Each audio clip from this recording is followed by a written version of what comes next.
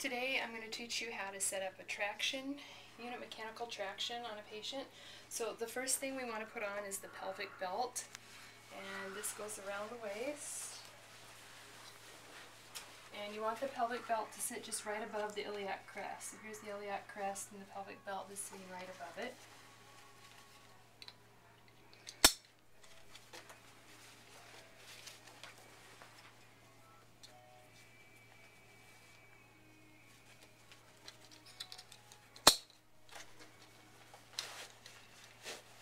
Strap that in fairly snug.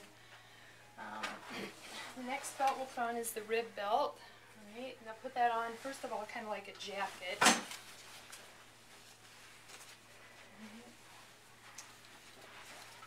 And then the rib belt needs to overlap the pelvic belt.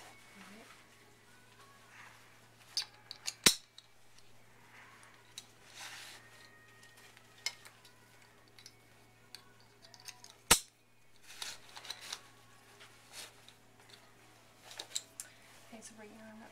So those will need to overlap a little bit because as the traction goes, then those will separate. Okay. Then we have the patient go ahead and lay on the table. You know, lay down with your head up at that end.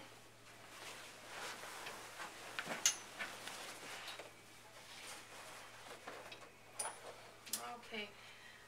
These tables have a split in them, and this is our lever to split them, and they'll split at this level right here. Ideally, that's where we would have the two belts.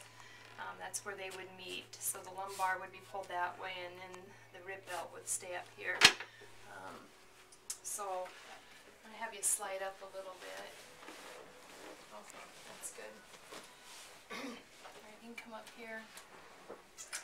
Then we'll hook the rib belt harness into the stabilization straps that are a part of the table, and then pull those tight.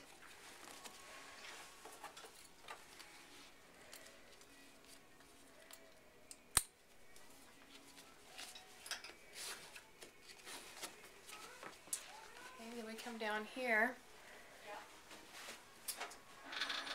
and we have the pelvic belt straps. So I'll have you bend your knees.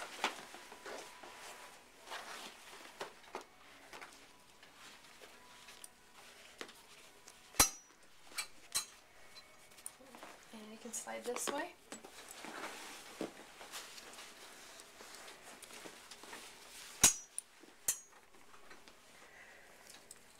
Can you go any further? Okay.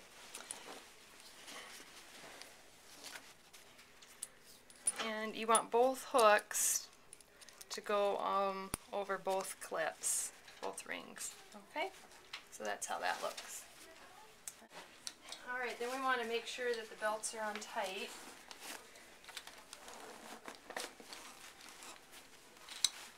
And again, we have to make sure that they overlap.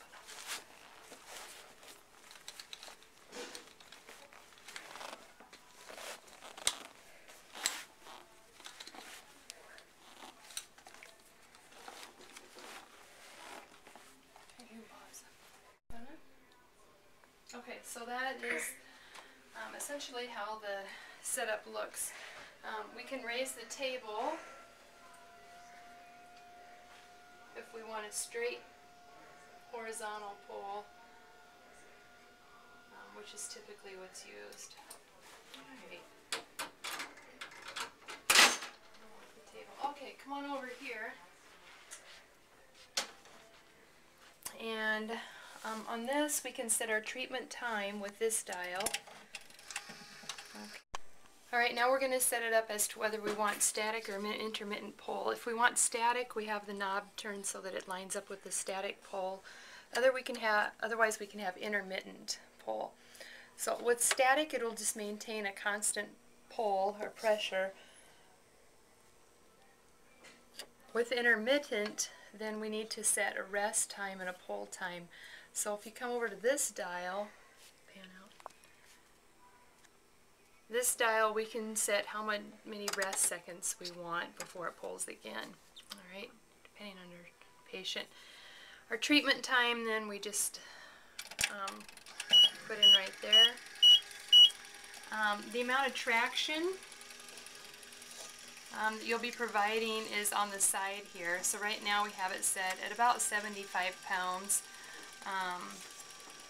on an intermittent pull for 15 seconds rest. This will tell you when it's pull, and then it's on the hold time, and then when it releases. And that should be all you need for lumbar traction. This is in the supine position. You could position the patient with their knees bent and have a bolster under here for more comfort. On about the second pull, we want to release the table so that we have more pull. Again, ideally this would separate at the point where the pelvic and the rib belts divide. The leverage at this setting doesn't allow for that right now. So we would have to reposition him. When the treatment time is done, we'll have a release of all the tension. So we need to go down here and release the cord tension. Okay, then we come up and we can unclip the hooks. Make sure that we slide the table together. And then we can release the tension on the belts.